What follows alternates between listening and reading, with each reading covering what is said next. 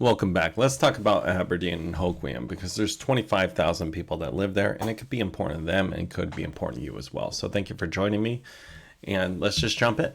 So if you're new to my channel, I cover a lot of the areas outside of the Seattle city limits because whenever people are looking at moving to Washington or they're just looking for market updates inside of Washington, they're only getting ones in Seattle. So I try to give individual ones to these little areas.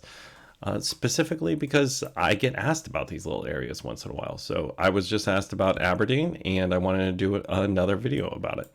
So Aberdeen and Hoquiam are located about an hour and a half outside of Olympia, Washington. Olympia is actually the state capital of Washington, not Seattle. And I'm actually from Olympia. But Aberdeen and Hoquiam are two smaller towns. I combined them because Aberdeen has about 17,000 people that live there and Hoquiam has about 8,000. And I just helped a client last month move into the Hoquiam area from Wyoming. So it's on the way to Ocean Shores and that's our coastline. So now that you have a general idea where Aberdeen is, let's actually jump into the market stats behind it. So Aberdeen, if you said to me, hey, Victor, I want to buy a house right now inside of Aberdeen, I'd say great. The average house right now is $341,000. It's been on the market for 76 days. It's 3 beds, 2 bath, and it's about 1,900 square feet. Now, you might say, hey, I want something a little smaller, I want something a little bigger, or I want something a little bit different, or I don't like the style. And that's actually why you have to hire someone like me to actually help you find these kind of things. This is just a good baseline so you have an idea how much it costs. Now let's look into the actual sales numbers inside of Aberdeen because there's only about 40 homes that were sold inside of Aberdeen and Hoquiam this October. And last year there was only 41. So there's not a ton of sales activity in there. The year before that, in 2021, October, there was 66 home sales. In October of 2020, there was 56. So it's right in the 50 range. So there's not a ton of sales activity, but the home values have stayed about the same. In 2020, if you were to buy a house that's 1,650 square feet, let's just call it 2 beds, 2 bath, actually 3 beds, 1.5 bath. What it would come out to is it would cost you, on average, $222,000. And this is in 2020, October. Now, if you bought that exact same house in October of 2021, it would have cost you $285,000. So that's about 128% increase. And that's indicative of what we've been seeing a lot in the COVID bubble. All the markets kind of jumped up between 15 to 20 something percent in all the little areas outside of the major zones.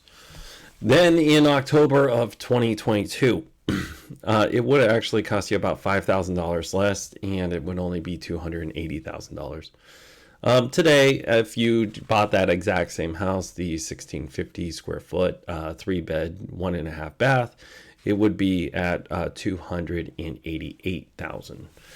And I want to give you an idea of what the mortgage looks like on that too. If you had a mortgage at $280,000, so that would be a loaned amount of about $250K, and you'd be coming to the table with about $30,000, and that's a little more than 10%. So you can actually get lower than that if you want. But your payment and your mortgage interest would be about $1,800 a month. And this is just your payment and your interest. This does not include any taxes, insurance, HOAs, or special assessments. And at the same time, I want to give a disclaimer because I'm not a mortgage guy. So I'm just giving you the information that's off of the mortgage calculator that you can look up yourself. And I'm also giving you the information from Investopedia for today's interest rates. And then again, I usually compare rents, and I wasn't able to pull any rents in this area. And I'm seeing about $1.20 to $1.50 per square foot in this area. So rents are actually inverted in this. So it's actually more expensive to rent right now than it is to buy, depending on the size.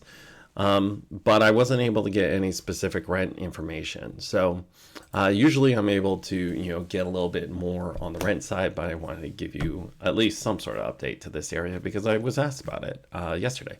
So thank you very much for joining me today. I want to reach out and, just say thank you to the people that follow me and actually, support me with this kind of stuff. It does take a long time to actually do all this data and information.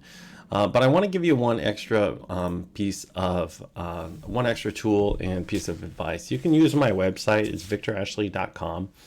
And you can put in your address, or you can put in a city that you're interested in, and it'll give you an area report, and it's an automatic one. When you do that, you can also drop me a note, and you can get something personal from me. And as always, you can also get a hold of me with the number at the bottom of your screen and also in the description, or you can email me. Thank you very much for working with me today. It was a pleasure working with you, and I hope you have a fantastic day.